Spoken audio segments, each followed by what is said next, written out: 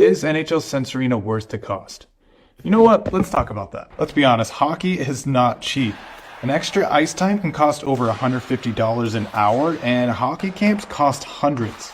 With NHL Sense Arena, you're getting access to hundreds of drills and training plans starting at $33 a month, where you can practice on a schedule that works for you. And new content is constantly added to the game. From new arenas to practice in, weekly challenges with their season mode, and new drills like the recently released USA Hockey training plans. This is such a great training tool for any hockey player or goalie. While hockey is definitely expensive, this is just over $1 a day. So what are you waiting for? Level up your off-ice hockey training with NHL Sense Arena. And remember, gang, for listeners of Our Kids Play Hockey programming, we're offering $50 off an annual plan. Just head over to hockey.sensearena.com and use the code HockeyNeverStops at checkout. Again, that's hockey.sensearena.com. Use our code HockeyNeverStops at checkout and take your child's off-ice training to a new reality with NHL Sense Arena 25. Now, let's get you into this episode on the Our Kids Play Hockey Network.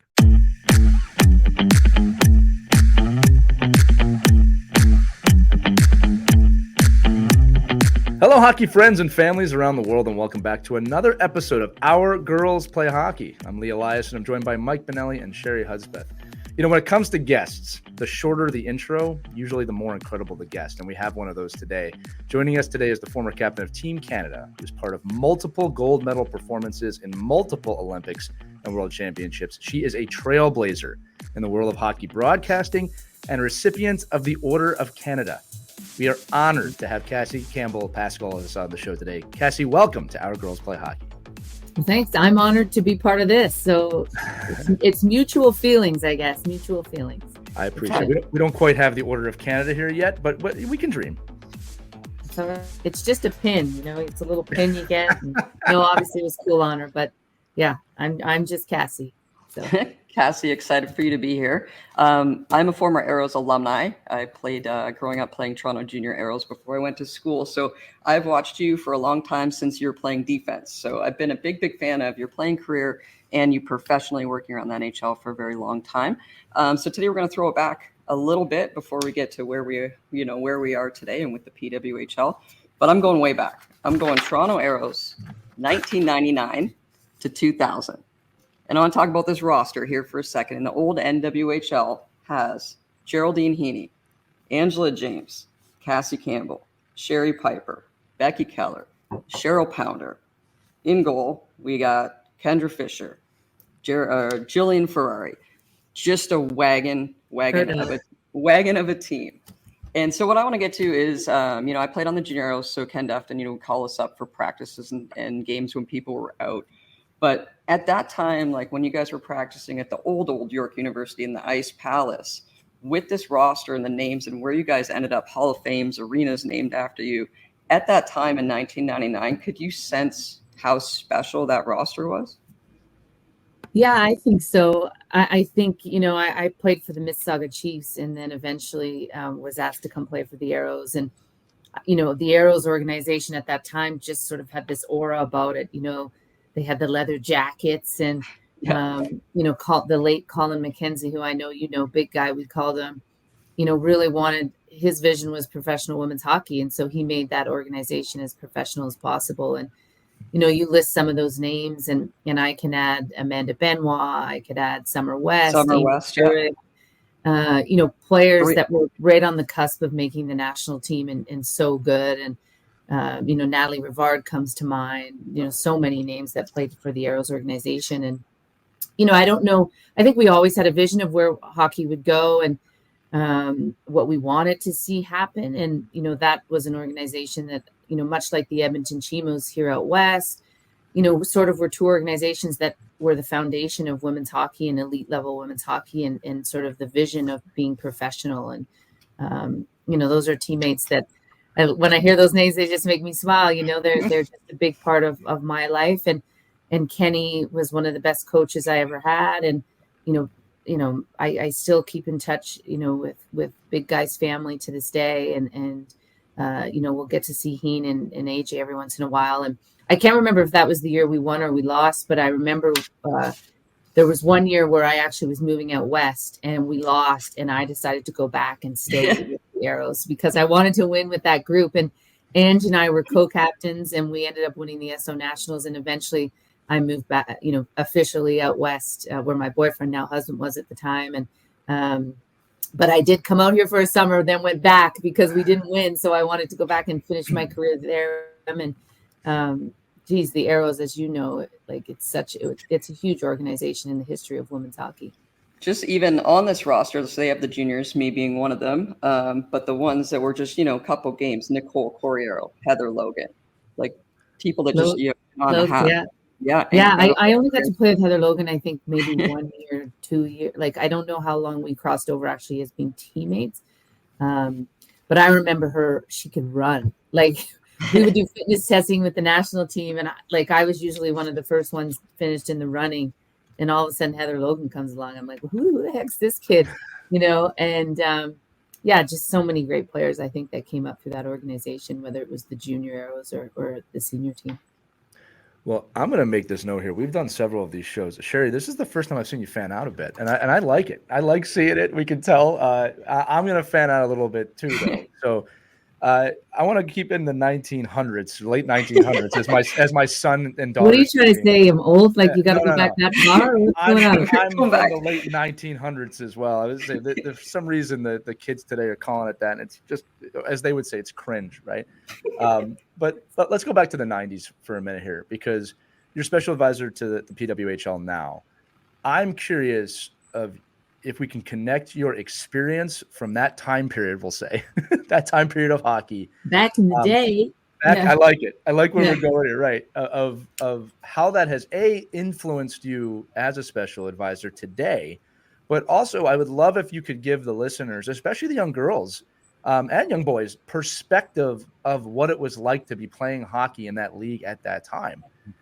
Because obviously we've grown, things have changed. I love that you mentioned that you loved it so much you wanted to go back. I think that is one of the most underestimated compliments in the world for a team, when you want to go back, right? But talk to us about the hockey in the 90s and then how that is assisting you in your role today. Well, it was pretty darn good. I got to tell you, it's just, our parents and our grandparents showed up to watch us, and that was kind of about it. But man, like, it was great hockey. I think of all Kelly Weaver and Carol Cooper and Heather Ginzel and Andrea Hunter, so many names, Karen Nystrom. Like, we had a lot of great players that we played against. And if you were on the national team and you played in our club system, you probably played 65 plus games a year. Wow. And people didn't realize that. Like, it was professional without the compensation. And but there was so much talent. And for me, it was sort of the no name, and I hate to call them that, but the depth players that made our league so good. Like, they were, teachers and firefighters and doctors by day, and then amazingly crazy good hockey players by night, and really good, really dedicated. Everyone was full training, just like the men, and sometimes with the guys. I know I trained in Ontario and I was there with some of the NHL players, and it was the same, but it wasn't the same. We just didn't have sort of the publicity around it. And, we really haven't had that since last year, if you think about it. NCAA is a bit different. I think, that's a whole machine, right, that really promotes the women's game. But we never really had the fans and more importantly, I think the infrastructure. We had the fans, they just didn't know how to watch us.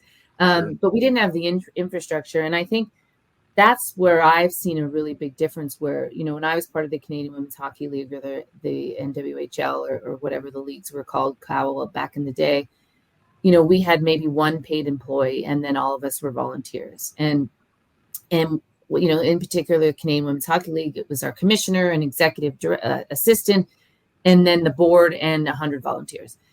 And now what we're seeing is each team has its own staff. We have league staff. I believe we have over 120 people working for the PWHL. And I think that's a minimal number. So you're seeing this machine that is helping grow the game. So even in the summertime, you're not just seeing the Sarah Nurses or the Mary Philippe Poulins or the Natalie Spooners or the Hillary Knights or the Kendall Coyne Schofields anymore.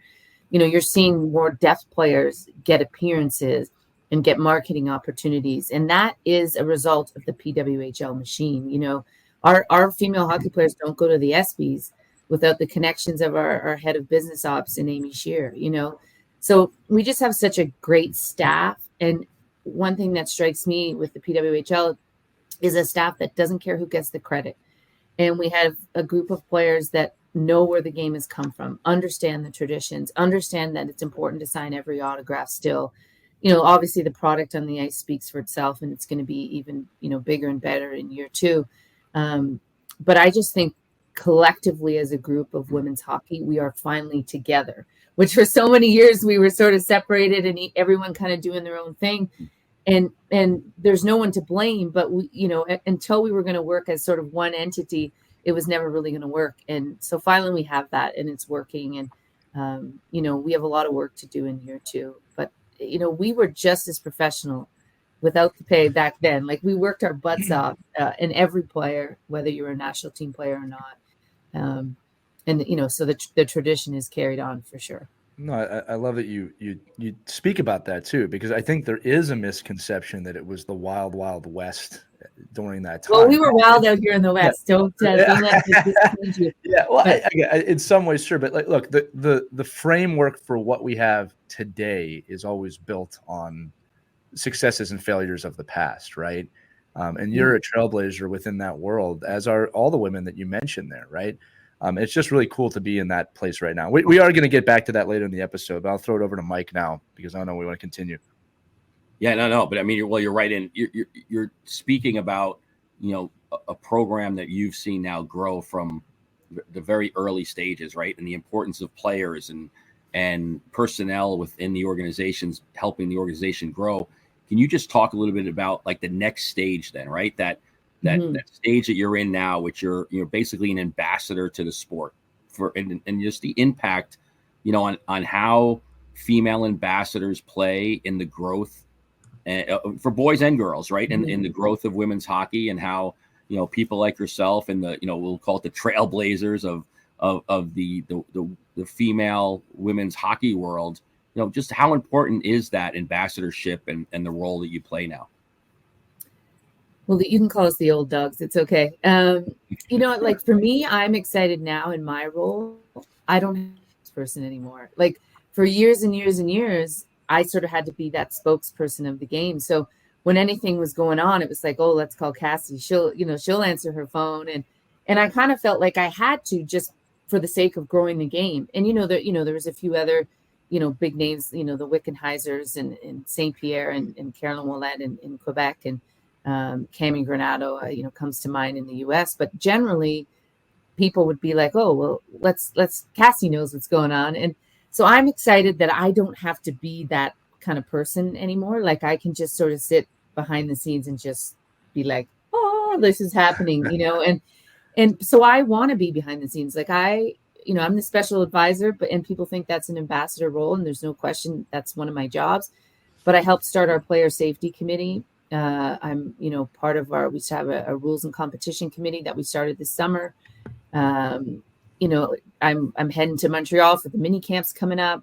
I've traveled around a little bit last year, just sort of, seeing games, and Jana Hefford, who's my former teammate and friend, is my boss. And so, I was at IHF meetings at the Women's World Championship. She asked me to be there. It's a part-time role. And I've asked her, I don't want to travel. That's one of the things I'm really trying to take off my plate. I hit the 2 million miler mark, and I get this email, and it kind of is this eye-opening experience of like, what the heck? So I'm trying to eliminate my travel and be home a lot more, which is really important to me, especially having a teenage daughter and a husband who works in hockey as well. So, giving back to him in his career. But I know my role as an ambassador of the game. I get it, but I'm so glad that I don't necessarily have to do it as much as I used to. And, now all these young players, that's one thing I'm so proud of them, is how they stuck together through thick and thin and made this happen. But I watch them, and they don't miss an autograph. They understand their role of doing certain things. And at the same time, I'm also proud of them that they're getting so much from it. They're like, more and more girls are getting sponsors and opportunities and speaking, and they deserve it. And I think that's something that makes me really proud too. And I, Mike, can kind of sit back now and just okay, what do I want to do? I don't have to do anything as much as I used to. What do I want to do? And, staying with ESPN, leaving Hockey Night and Sportsnet, just to slow down and keep the pace a little bit more reasonable for me. And then joining this league, like I wanted to be part of it. How can I help? How can I make it better? And we know, like, we had a great success in year one, but we still have a long ways to go. We got to keep this machine going, and we got to keep the fans coming in and buying tickets and merchandise, and we've got to make the product continue to make it better and better. And so that's our goal. And we just know that we're not going to sit back and rest on the exception. We really want to push it and make it better in year number 2. I think growing up, I was pretty lucky to have, players like yourself, and just being around the organization in that rink with the Junior Aeros, having a lot of female role models. And at that time too, Manal Rayum, looking at her. When you were growing up, did you have any female role models that you looked up to, or any players that were women players that you wanted to aspire or model your game after? Not really, because we never saw them, right? But, my mom was an athlete, and she played softball, and she was into equestrian riding. And so I got to watch her sort of firsthand be sort of that athletic mom, But I remember when I was 16, Sherry, and the 1990 World Championships had just happened. And I was playing at the Brampton Candidates tournament, which I know you're familiar with. Played in it, yeah. Yeah, it's like the biggest tournament in the world, yeah. basically, and it's amazing. And you get to play teams from all different countries. And some of those players, Angela James, Laura Schuler, there was a whole bunch of them that came, that 1990 team, basically the Ontario ones. And they signed autographs for us. And I remember that. I was 16 years old, and I remember, like, holy wow, they play for Team Canada. Like, I didn't even know you could do that, right? And I remember watching that final game on TSN. They had the pink uniforms, and that was really, it sort of gave me something to aspire to. And then right around that time, the Canada Winter Games was announced, the first ever one in 1991. And I was able to play for Team Ontario for that. And then we're finding out we can go to the Olympics, and then all this stuff. So my idols end up, my idol was Paul Coffey. That's who I saw on Saturday nights, right? He's why I wore 7 in 77. But as I learned, Angela James, Geraldine Heaney, Heather Ginzel, Shirley Cameron, Sue Shear. Sue Shear was my coach at the University of Guelph. A lot of people don't know this. I almost quit hockey to play basketball my second year university. And she became our coach my second year. And that's what kept me playing the game. And she was the first ever captain for Team Canada in 90, and a huge part of my life and my success. And so once you got to know them and see them, then they became obviously great role models. But growing up, it was Paul Coffey for me, just because that's who I saw, right? That was really, I didn't see a lot of females growing up playing the game. Yeah, I mean, I think obviously, when I speak to somebody like Wally Kozak, who we know, and he talks about you, he says you're the best captain ever. Like, so you obviously were a role model for so many other people as well in your role. And I think it's like, so when you see, as Sherry was saying, who are the people that influenced you? I think, for anybody, listening, it's not always about the skill of another player. It's the way other people carry themselves, the way other people speak to the media, the way other captains were, that you were around, great athletes were in the locker room, maybe not scoring big goals and making big saves, but how they conducted themselves. Now in the PWHL, we'll call it professionally, right? But that role model piece is, really important, I think, for all of our girls listening, right? Because it really stems from the people in your orbit and not just the people that are the great hockey players in your team. Yeah, I think that 2002 group, and there's so many other ambassadors. You didn't just have to play for the national team to be a role model for so many, but that 2002 group in Canada and even in the United States, but we were able to win that year. And that group of women that I played with, I don't know if there's another generation. I know there's people from another generation that have done so much, but I think that team in particular, what they did for our game up here in Canada with their hockey schools, with their ambassadorship, with just how great they were and giving back to the game, not only in their own little communities or provinces, but across the country. And they still do. Like, now we're seeing Becky Keller in television and Pams and, Bots, the same thing. And, I'm trying to, like, Therese Brisson is giving back to Alpine Canada as head of Alpine Canada. And Colleen Sestorix is doing amazing thing coaching in Saskatchewan. We watch Wick with the Leafs, Goyetti's with the Leafs. The list of accomplishments that most of these women, what Caro's doing in Montreal and Quebec, they've done so much for the game, that group in particular. And that was such a great team. And we shouldn't have even won. And it was such a great team. Like, the U.S. should have beat us. They'd beaten us 8 times in a row. And we finally beat them in the 9th game in the gold medal game. But I just think that was a really special group. And I honestly believe from all the teams that I've played on, that one particular team has probably given back the most to the game. And I think be above and beyond the gold medal, that's what they should be most proud of. Cassie, before I ask my next question, which is about your work off the ice, I want to keep it on the ice for one more minute. We talk a lot on this show about the power of somebody seeing something for the first time. So while I love that your role model was Paul Coffey, that makes perfect sense. And this is not limited to women. This could be on a lot of different fronts. Until you see it for the first time, it can be a different perspective, right? For example, we're entering a time now where my daughter and son, professional women's hockey is a thing. It's just a thing. It exists, right? You talk about the teams that you played on that pushed that gamut forward. Can you talk to the audience about the power of seeing something to believe something for the first time, right? And again, you're in the trailblazer class, in my opinion, you had to break through, right, to get us to where we're at today. But there is a truth in this, right? That a young girl today that sees professional women's hockey now understands that is a possibility, right? Is there an importance behind that?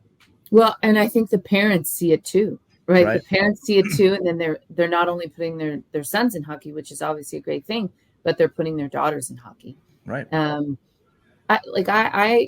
My generation and the generation before me didn't necessarily see it, and yet we still found a way to sort of do it because we knew it was healthy for us. We knew it was a great sport to play. We obviously had people around us that supported us, which was so important. My parents put me in figure skating, of course, because that's what little girls did back then. Right. And I just kept, I want to play. My brother plays. I want to play. And there was one girl on my brother's team who I've actually connected with, recently, which is kind of so cool. And her name is Jennifer Minkus. And she went on to play at Harvard, but she ended up playing soccer and tennis because hockey wasn't as big back then. But yet she was still a great hockey player. But I saw her play. And that was my last argument to my parents. Well, Jennifer plays. Like, why can't? There is something to it for sure. See it, to be it. But I also think that my generation, the generation before me, loved the game. Right. And we loved it so much that even when you would walk into an arena and you'd hear, oh, little girls shouldn't play hockey. Like, you'd hear it. You'd hear the whispers and you'd compartmentalize it in the back of your brain, and it served as motivation. Right. You still wanted to play because you loved the game. And I think that sort of is what makes the nations so special, in the sense that they love the game and push through it, all kinds of adversity, without being paid, without any sort of extras on top of it. And we didn't see it, right? But yet we still did it. And so there's something to be said about finding a dream and sticking to it. And even when so many people are telling you it's impossible. But now I think essential to growth of the sport is how much the people can see it now. With the PWHL, we had all our games on television. We have our own YouTube channel. We have exciting TV rights announcement that'll come out in due time. I can't tell you on this show. It's not my role, but there's just so many great things happening. And the fact that I go out now, and even though we don't have a team out west, and little kids are like, my kids that I coach, did you see the game last night? Did you see the game last night? I'm like, yeah, I did. Did you? And they're like, yeah, I did. And like, that is so key, is that we're showcasing these amazing women and how great of players they are. And it's paying results as far as our grassroots side of things. I cannot believe that you would deny us breaking news on this show with that broadcast. I I'm just know. kidding. I gotta Totally be joking. careful. I know these things, and I'm like, oh, I can't say that. No worries at all. Yeah. Actually, to be fair, when this airs, I think that news will be out already. So we're just gonna feel probably. special that you hinted it Ta-da, to it's us. out. It's out. You can Right. say. "Ooh." Yeah.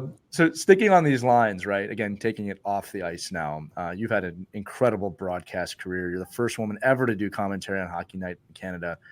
So there's another glass ceiling that you broke, right? You trailblazed for us. Maybe, again, nobody had seen it till you had done it, right? So why don't you take us through that and how others can follow suit, kind of with the understanding of, hey, there's a lot of ways to be involved in the game aside from just playing. Yeah, when I retired, I think like most athletes, I had an education, University of Guelph. That's why I'm wearing the Guelph Griffins hat. But I wasn't sure what I wanted to do. And I had dabbled in broadcasting. And at the same time, I was kind of thinking, I'll just take some time off and maybe go travel. And I was, recently married at that point when I retired. And, we didn't have kids, so we had a little bit more flexibility. And then all of a sudden, Hockey Night came. And I ended up, having to do an audition for them. And like, my second day on the job, I'm thrown up into the booth. And that's where I wanted to be. I mean, as a hockey player, you want to be an analyst that, whether you're a man or you're a woman. And I never thought, like, I was like, oh, why are they calling me? Like, this guy must be drinking on the other side or something. And but it was Joel Darling. And he's like, yeah, we want you to come work with us, And, my first game is the Battle of Alberta, which is so huge out here. And, well, it's huge everywhere, but it's intense. And then my second game is Calgary at Toronto, which is an all-Canadian matchup, which is huge numbers. And there I am up in the booth with Bob Cole. And, there's a whole long story to how it all went down that probably for this. But, it's interesting. Like I know it was a man's world. I felt it. I was told about it. But I've never approached life like, oh, it's such a man's world. Like people ask me, oh, how you survived in a man's world. No, like I'm a woman and I'm just living in my own little world and men are in it. But I've never limited myself thinking, oh, well, I can't do that. I've never seen a woman do that before. I can't do that. Like I've always just approached life, jump in, like just jump in, and just have fun with it. And the criticism for sure came. It's different hearing a woman's voice on Hockey Night in Canada, and you're replacing Harry Neal that particular night, who'd never missed a game in 35 years. And him and Bob, we all grew up with. So it was a bit strange, but, my colleagues were so supportive of me and most of them men. But behind the scenes, so many tremendous women too. And that's sort of always been my approach is just, if an opportunity comes, I don't think about, oh, has a woman ever done this before? Like, I'm like, no, is it a good opportunity for me in my life? Yep, here we go. And, I think being a trailblazer, if you want to call it that, being the first to do something, it always comes with a tremendous amount of scrutiny and, Sure. Like Jess Campbell becoming the first female NHL head coach. And I saw a reputable journalist from Canada say to her in an interview, I hope you don't mind me saying this, but it just seems really weird that you're out there. And I thought to myself, we're in 2024 and you still think it's weird? Like, and you're a reputable journalist, like everyone just shake your head. So like, there's still a lot of firsts that can happen, I think, for women in our game. And when you're the first, it comes with just layers, right? It comes with a lot of layers, but I wouldn't change it for the world. And I think what makes me more proud right now is just seeing how many more females are in the NHL calling games. Right. And I think to myself, if I would have said no, way back October 2006, where would we be? If I just stayed as a reporter, where would we be as women's hockey players? And I don't know. Someone else would have come along, but I'm so glad I said yes. And it's been such a fun ride. And, now being with ESPN, it's been so much fun. It's so different. I get to call different games. I get to be in Vegas. I'm in Vegas December 3rd, Edmonton at Vegas this year, which is really cool. That was for you, Sherry. And, like I don't know. I'm proud now of so many women that are doing it. And, it's perfect for me. Well, Cassie, I do want to say you are a trailblazer in that, right? And that I'm sure that whenever you're the first at something, in the moment, you might not feel the impact that you just described, but it's there, right? And I'm proud that my son and daughter see you and see this, and it's completely part of what's normalized today. It is far too late, to be fair. This should have been done a long time ago, but I love that. I also want to say this too. We've been doing this show for 4 years, and this is why I love having Canadians on the show, because the open to the show, I say, hello, hockey friends and families around the world, which you'll know is a shout out to Foster Hewitt and everyone that has served at Hockey Night in Canada, as someone who's just always loved that broadcast. So I know Sherry has a question for you. I just want to say that I love that because it encompasses everything and what that stood for. Just after, Cassie's last bit there, I just came up with a question, and I know Jess Campbell here from Coachella, and she's put the time in, right? Like she's rode the 100%. bus. She's done the work the exact same as the men, like the same path that Sheldon Keith took to the bench. She's taken the same exact path. She's coached men's hockey in Europe. She's coached in the AHL. She went to the finals, and then she got hired as an assistant coach. It's not like she was just thrown on as a head coach, she's amazing. She's incredible. She's done the work. And I was really excited for her first game and watched that. And then what I also do watch though is the Twitter comments, on some of the Twitter comments. Why do you do that? Why do you do insane? No, I want to ask, Cassie, like if it's fair. I'm just teasing you, Sherry. It's still crazy in 2024. Some of the comments that are just wild. And then, like she said, like professional news outlets, some of the questions that they ask or the way they frame them, it's still kind of sad. And I still think we have a long way to go. But just wondering, like when you first started, this is just out of my own personal curiosity. Did you ever read like the comments? Did anything ever really get to you about being a woman in sports and doing the broadcasting, or do you just ignore the naysayers and just keep going? Yeah, I remember when I first started, I don't even know if Twitter existed. Like I'm old, Cherry. So like, but I remember there was a gentleman by the name of William Houston, and he used to write, I think it was for the Globe and Mail, and he sort of critiqued broadcasting. That was his thing. And my first game was the Battle of Alberta, and the review was just like, it was brutal, which is fine, and nothing against him. But then my second time when I got thrown into color, he actually took the time. It was interesting. The next day, I had promised to take my nieces to a pumpkin patch in Milton when this happened. And I had like news outlets calling and connecting, and I just said, I'm sorry, I can't do it today. Like I am with my twin nieces and we are going to the pumpkin patch. And they're like, did you not realize it? And I'm like, I don't care. I can do it on the next day. I can do it Monday. I can do whatever you need on the Monday. But William Houston was the one I actually answered the call. And I did an interview with him. And he wrote this really glowing article about me. And then proceeded every article after that to write a nasty one. But I think I got used to that kind of criticism right from the get-go from being a kid. Like we heard it as little girls, the snickers in the room as we walked in, the snickers on the ice, the comments. We heard those things, like we weren't oblivious to them. So, but I think I developed sort of a thick skin, during COVID, I think was the hardest just because everyone was sitting at home and we were all learning about these social issues and racism and there was so much talk about all this stuff and it was overwhelming, right? About analyzing yourself. Like, what am I learning about racism? What am I learning about ageism? All these things that were sort of out there and in our faces. And I took it on the chin for sure, but it was like I was being lumped into this new diversity thing that was going on. Yet I'd been on the air for, I don't know, at that point, like 12, 14 years. So there's no question I took it on the chin. I did learn, Sherry, that I never read the comments because I only care about what is happening. Like, I've been radioed before. I was talking about Connor McDavid and Matthews, and we were talking about the defensive side of the game. And at that point, this was, a couple of years or so ago, I said that Austin Matthews has surpassed McDavid. But we were talking about the defensive side of the game.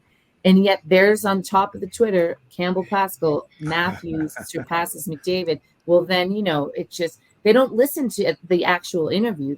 That's how the Twitter world is. We just read the title that gets the clicks.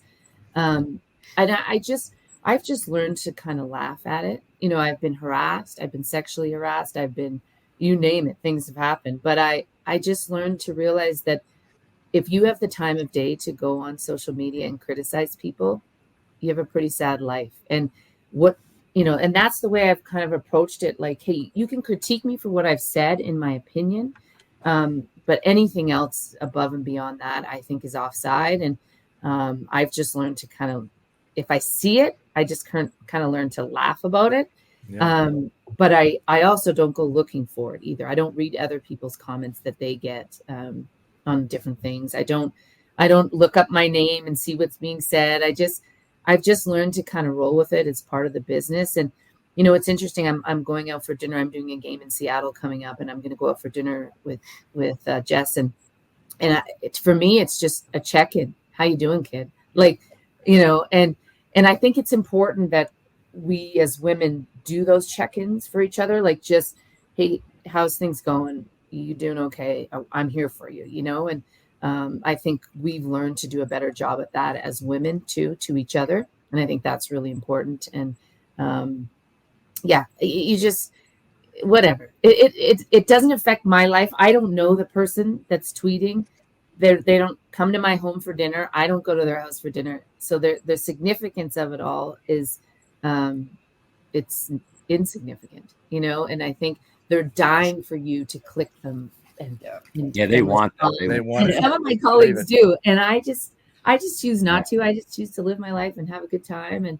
And it's just the one Matthews McDavid one was kind of irked me, because then people on my own business were saying, and so they obviously didn't listen to the interview. They were using that clickbait title as something to talk about on their newscast, and I'm just like, guys, do your research, actually listen to it, and I love both Austin Matthews and Connor McDavid. And I do think Connor McDavid is the best player in the world. There's no question about it. But at that time, defensively, it wasn't that way. And yet he, that summer, was asked, what did he work on in his game? His defensive side of the game. And yet no one talks about that, And well, now we have the Twitter handle that Cassie has said McDavid is the best player in the game. Yeah, no, exactly. And we're reigniting it. Like, what's going on? Yeah, she changed her mind. On Our Girls Play Hockey. But men and women get it, you guys. You know that, right? Like all my former colleagues and all the people at ESPN that I know, they all get it. And it is just part of it. And you do have to learn to deal with it. And, some people just mute it. Some people don't block it, whatever. If anyone gets aggressive, I mute them just because I don't block them. I don't want to give them that satisfaction, but I do mute them just because it's not even, it's scary, right? So then you're like, ooh, this guy's a little scary. So I just kind of mute that guy. And I've had a few of those, but it is what it is. It's just part of the business in the world we live in these days. Cassie, I do want to say this too, and Sherry, I know you'll appreciate this. Not in any way am I comparing my career to your career. Really, I'm not. But one of my favorite quotes was from George McPhee, who good company here on this show, right? He had said, if they knew anything about the game, they'd be in the game. And when I heard him say that, I didn't take that so much as a clapback. For me, as someone in broadcasting, I was like, you know what? I'm going to get in the game, right? And I've kind of taken that with me along my journey in hockey of I'm not worried about what anybody else is thinking or saying, at least where I'm at. It's like I'm in the game and that's where I want to be. And I kind of trust in that. So that quote really hit me between the eyes. Mm-hmm. And everything you said just hit me between the eyes too. Because at the end of the day, it's like, yeah, if you've got the time, it's like you said, if you've got the time to sit there and do that, I mean, what do you, I mean, if you've got the time, I don't have the time, right? That's kind of going back to my role with the PWHL, like that's been one of the things I've been able to do is call people. And between my husband and I, we know everyone in the game. And I think that bothers people too. It's like, well, how connected is she? And she didn't play in the NHL. And, but I can pick up the phone and pretty much call anyone. And, I've helped the PWHL. It's been part of our player safety, some of the connections. And, we're going to have a couple NHLers come and speak to the players. Well, hey, can you help us out? 100%, And so like, I don't care. You know, like Yeah. you go and sit on your little chair and you waste your life away being on Twitter, and I'm just going to continue to live mine. And that's been a big focus for me.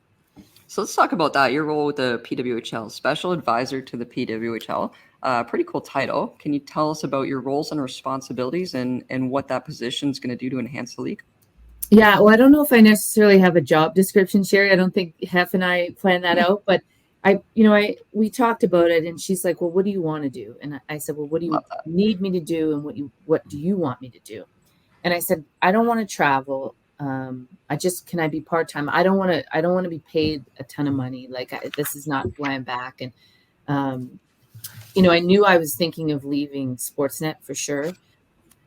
Just to take when I joined ESPN, and I was doing ESPN and Sportsnet for about 4 years there, it just was a lot. It took its toll. And so I needed to kind of pull back a little bit, and she went with it as it goes. So literally I helped start the player safety committee. So I called, Mike Murphy's on our player safety committee. And, we have Katie Gay, who's a former official, and well, she's still an official, but she has a young child. And, the list goes on and on. So I helped Chris Burkett and Hef sort of, put that together. And, for example, our rules and competition committee, it's myself and an American who will be announced that she'll be in the special advisor too soon. We did this together. And, I'm on hockey ops calls every week. I'm on GM calls every week.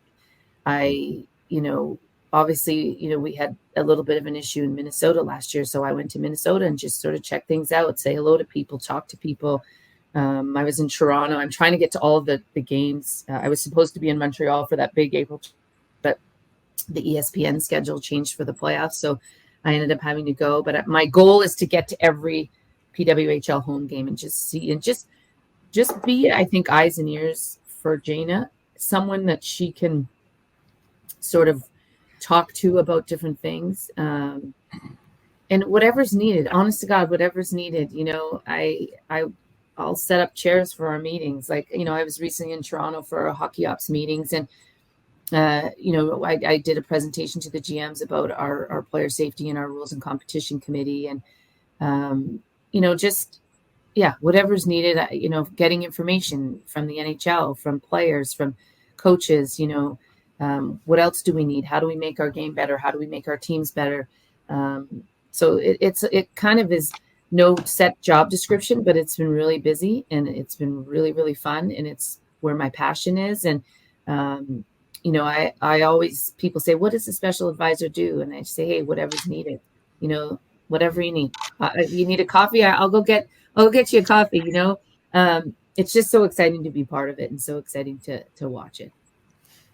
Yeah, so knowing that we're always looking for clickbait on this show, and we have you right here with us. So can you tell us? I mean, because obviously, I've really been in I think a very unique situation for myself, even personally. Being a part of the Connecticut Whale and watching them and coaching with that group, and I know Dave Starman really well, and his transition to the PWHL and doing play-by-play or color for the team, and seeing he's the great, meld. But seeing the meld, and talk about somebody who gets a lot of stuff on Twitter. I mean, I actually love watching him. He does. I love watching the other roast, way, right? right? And he just says, "Hey, you're right. I'm brutal." And he goes, "You are correct. I'm as bad as they are." But I think I think you're good, Dave. Knowing what you know now and seeing you're involved in here, can you tell us a little bit about what's the future look like for this league and in expansion and growth, and really, can you talk a little bit about like the inner workings of or is the PWHL looking to go like really strong into this, or kind of test the waters and evaluate where you're at based off of other leagues and other models and the past experiences? Yeah, well, the great thing, Mike, is that I think we get to learn from other leagues, which is an advantage that not necessarily a lot of leagues have had in the past. So we get to learn from the NHL and the great things about it and the mistakes that are made. We get to learn from the WNBA, the great things about it and the mistakes that have been made. And the neat thing is that Jane is in touch with all those groups. And so she gets that information. I don't want to speak for our owners because, I like my job. I don't want to get fired tomorrow. But listen, I understand and everything I know and getting a chance to be around them, they're all in. And this isn't just like, oh, here we go. Obviously there has to be a business component behind it. They're not as wealthy as they are just for the sake of it. But, they're all in. And I really think we're going to see expansion sooner than maybe people anticipated, going into year one. We have to make sure we have the players and enough depth, but there's so much interest, even this year to do some, offsite games, and people were sending in applications to do these offsite games. Vegas. And come on out. About it. And so like the interest we've had there, the interest we've already had in people who want teams, like we honestly don't have enough players, I don't feel, to make that happen. And I think we got to be careful in how we approach it. But Mike, we finally have a business staff and a marketing staff and a communication staff and a hockey ops department that all work in these little sections that have the time to focus on those very details. And so I don't know what the future is going to hold. I just know the ownership group is all in completely. Stan and Royce, Mr. Walter, they're always, in on things and constantly communicating, with Jana and our staff. And, just they're in it to grow the game. They're in it to be a business as well. They see it as a business. And I think it's exceeded everyone's expectations in year one. But we also need to know that we've got to keep this momentum going into year number 2. But yes, there are constant conversations and people reaching out about expansion.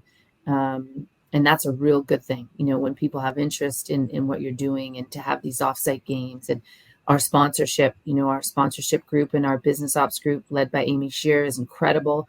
And, they continue to look for new sponsors and create new opportunities in that sort of field. So I will say we will have expansion. If I was to say, we're going to have it next year, I can't guarantee that. But I think coming soon, we're going to have expansion. Has there been any talk of like adding not a youth, but maybe like a junior league, like almost an AHL affiliate underneath these teams to have, be able to call people up, like Junior Aeros went to NWHL, like very good league in Ontario that could perhaps, be a junior league underneath that. Do you think we'll get there? Yeah, no, that's definitely a priority for us. There's like a ton of priorities going into year one that we had to kind of turn around in 6 months. And now through this summer, we've actually had the time to, like, first of all, breathe.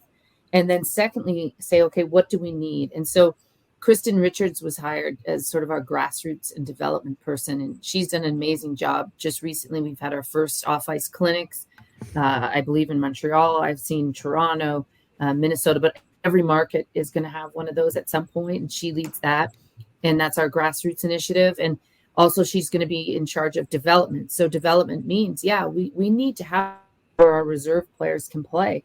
Our drafted players, where are they going to play? And so we've looked into potential relationships with European teams. We've, looking into, eventually kind of starting, something where all our players can play, whether it's a developmental league, whether it's like the AHL at this point. I think we're still early in those discussions. But it's definitely a priority for us is where do we, our players that are drafted who don't necessarily make the roster, how can we keep them involved? How can we keep them, playing and active in the communities? And they're important to us. And so the discussions about a developmental league are of high priority and how we go about it. And, the cost is obviously in year number 2, something we got to be careful of, but it's definitely on our radar.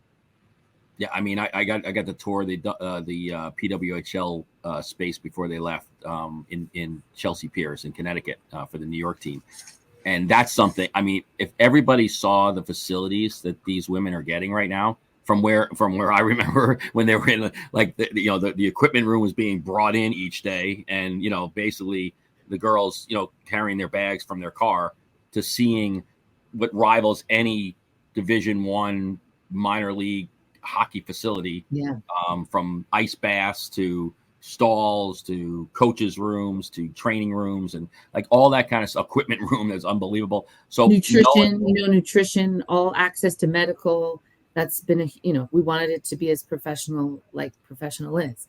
Now we're going to the Prudential Center, and not to interrupt you, but as you know, and we've got the Coca-Cola Center now in Toronto and Place Belle in Montreal. So we're moving into some bigger venues, which is really key with all the interest. But that was a big thing, Mike, the dressing rooms, the access to medical care, the nutrition side of it, physio, that was what these players fought for, right? And they knew that it just wasn't like that. And like I played in the ice palace at York University, is the coldest rink in the history of the world. But and these players were playing in a little bit better facilities as they were going along, but it wasn't to their standard. And they've set a standard that it is for the future, and it's going to be sustainable for the future, and that's a priority for them. And the accommodations, if you will, were a big part of that. Yeah, no doubt about it. It's impressive to see all these places do what they're doing and making the room and making the access and the opportunity, for all these things to happen. And I think it's, just those behind the scenes things that make it truly a professional league. Just speaks volumes about where this league is right now. Yeah, hey, listen, nothing's perfect. We still want to get better and better, but I am so impressed with how in 6 months' time, from the moment the CBA was signed, and don't forget, this is the first ever professional league that had a CBA before the league actually started, which was so key. And the players are the ones that did that. And then we turn around and we've got venues, and we've got like high quality venues. And then we don't have names in logos yet, but we got jerseys, and that ended up being a little bit genius without us maybe really knowing, because every time you talked about a team, you had to say PWHL Montreal, PWHL Toronto, PWHL Boston, PWHL Minnesota. So it actually worked in the marketing side of that. But in 6 months, what the staff was able to do is like, it blows my mind. So was everything perfect? 100% not first year. How could it have been in such a quick turnaround? But it was way better than anything we've ever had. And that's not to say that everything we've had in the past didn't play a part in where we went to, because it certainly did. From, the Cowell League to the Canadian Women's Hockey League to the original NWHL to the second version of the NWHL to the Western Women's Hockey League. All of these things played a part in where we are today, and were so important. But we're finally at a place today of where we've always wanted to be, that is truly a professional format, where we have everyone working together on the same page. And I think that was really significant for our league in year number one, is how many PHF players we had, right? Like, I think it was up to 60% of the league was PHF players. And yet there was this sort of perception that there was this huge rift and they wouldn't be invited. No, that was never going to be an option. And I think all of us working together has made it what it's been. And we still got to make sure it continues to grow. So speaking of it growing, Cassie, I was going to say the final question here is kind of for the kids. Sherry, I want to throw it to you, because I think you're the right person to ask that question. Yeah, Cassie, thank you for everything you've done for the game. It's been great to have you as a role model and watching your career. Advice to young girls today who are either looking to play hockey or want to work in hockey? Well, I think the sky's the limit, right? There's so many possibilities. So know that, you're playing the best game on earth. Yeah. I think always working on the basics. You might be the best player on your team now, but, down the road, people will catch up, or you'll go off into the national team or wherever, or college, and everyone's the best player. So always continue to work on the basics of your game, have fun. Believe you belong. There's still people out there that are going to say, oh, women's hockey, girls hockey.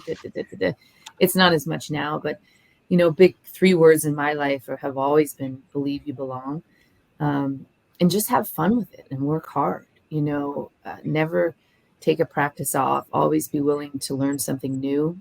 I think that's really, really important. And, I think just going back to you, Sherry, like, thanks for all you're doing and what you're doing there in Vegas, and growing up and playing the game and taking advantage of a great opportunity that you were given and doing a good job. And, I think it's just so important that us as women, we can take to the game, and if we don't, it can fall apart, right? So we just got to keep giving back. And I think even as a young kid, keep giving back to your teammates. Be a good teammate. Be respectful. Be responsible, and respect yourself first and foremost as a young girl, right? Like there's so many things that kind of pull us in different directions, our body, our mind, all these things. And I think it's important for young girls to respect the goals that they set for themselves and to respect themselves.